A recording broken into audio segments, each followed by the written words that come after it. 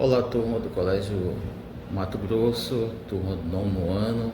Vamos aqui de revisão daquele que vocês já tiveram anteriormente, começando com a monarquia. Então, a monarquia é uma forma de governo em que o chefe de Estado é um rei, uma rainha ou imperador, ou outro monarca, pode ser. Essa posição é geralmente hereditária, porque passa de pai para filhos. Na monarquia, o poder pode ser absoluto, no caso, o monarca governa sozinho, com poder ilimitado, ele manda sozinho, não tem intervenção de ninguém. Ele pode também ser constitucional. Sendo constitucional, esse poder passa a ser limitado por uma Constituição, e a Constituição tem leis, ele tem que obedecer às leis.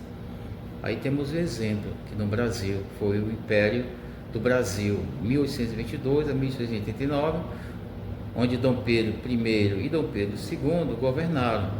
Então foi um processo totalmente aí passando de pai para filho.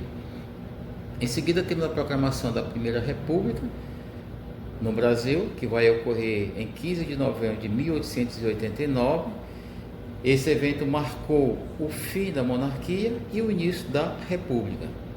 O movimento foi liderado por militares, com destaque para o Marechal Deodoro da Fonseca, que depois o imperador Dom Pedro II, se tirou do poder o Dom Pedro II, e aí a monarquia já estava, de certa forma, enfraquecida por vários motivos, incluindo a abolição da escravidão, que de certa forma desagradou os latifundiários e os descontentamentos do exército. Vamos então aí no modernismo.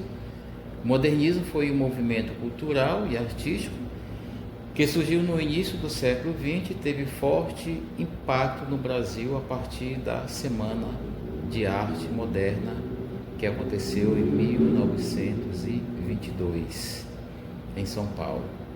O movimento buscava romper com as tradições artísticas do passado, valorizando aí a originalidade, a liberdade de expressão e a identidade nacional.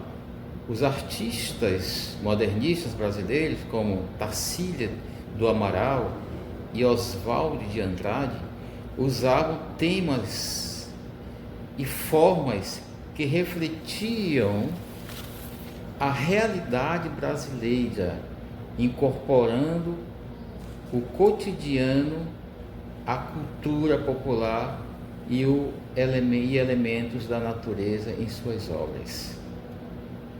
E agora então temos aí a Primeira Guerra Mundial.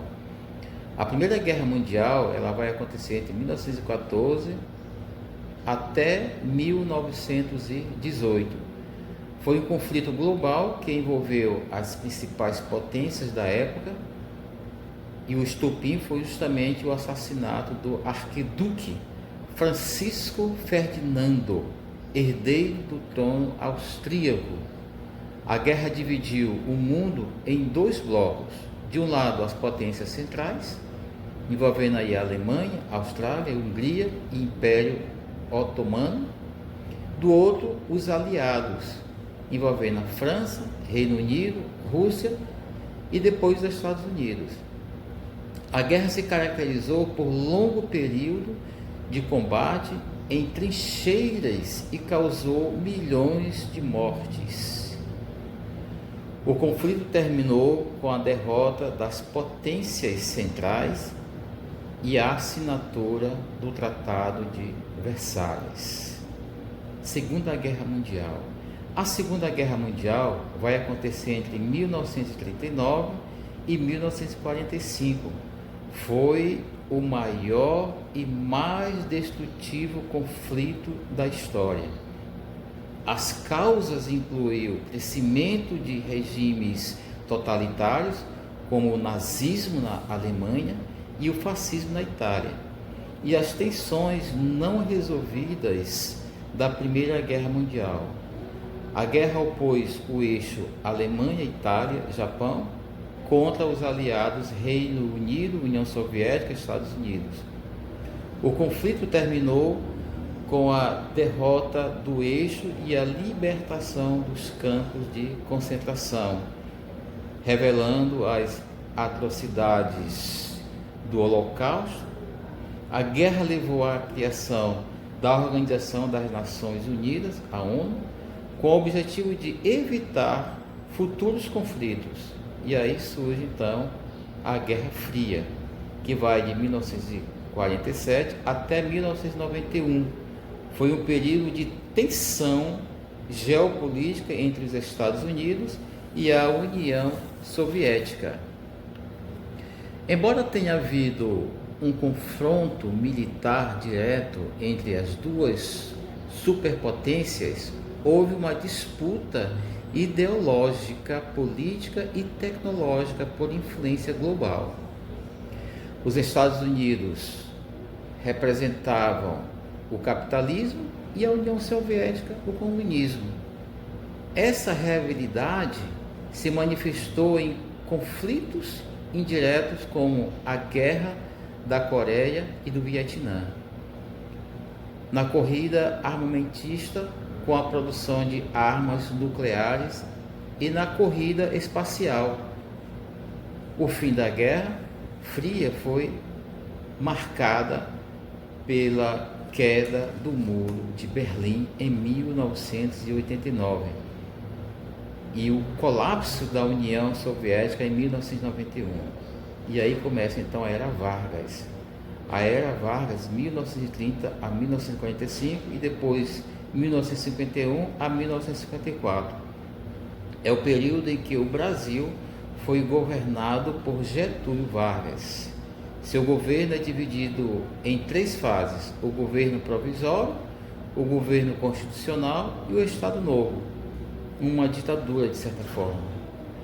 Vargas modernizou o país, criando leis trabalhistas, indústrias de bens e de base, como a Companhia Siderúrgica Nacional, e centralizando o poder político.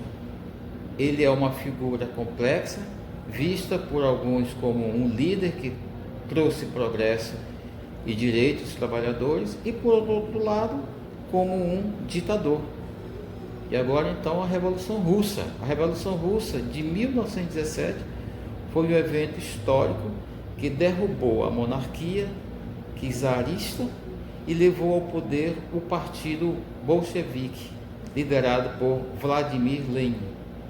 As causas incluem a insatisfação popular com a pobreza, a participação da Rússia na Primeira Guerra Mundial e o sistema autocrático do czar. A revolução resultou na criação da União das Repúblicas Socialistas Soviéticas, a chamada União Soviética, e o primeiro Estado socialista do mundo, e mudou o cenário político global. Então, o socialismo é um sistema econômico e político que defende a propriedade coletiva dos meios de produção, como fábricas e terras. A ideia central é que a riqueza seja distribuída de forma mais justa e que o Estado tenha um papel central no controle da economia para garantir o bem-estar social. O socialismo se opõe ao capitalismo, que valoriza a propriedade privada e a livre concorrência.